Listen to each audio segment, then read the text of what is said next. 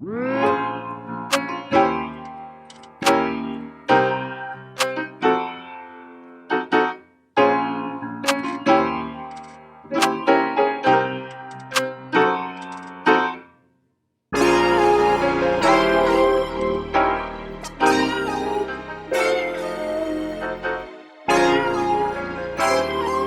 everyone, it's Mel and welcome back to my channel. And if you're new to my channel, welcome to the Ave. In today's video, I will be meal prepping garlic butter baked shrimp with some potatoes and spinach. So I know a lot of you guys have been requesting for me to do some more meal prep videos, and I finally did one. It took forever because we kind of eat the same thing all the time, so I didn't want to bore y'all with the same exact video, but we are here with something a little bit different.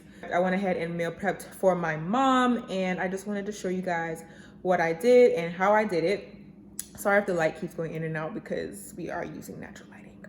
Yeah, I don't measure anything, guys. So if you are looking for measurements, here is not the place.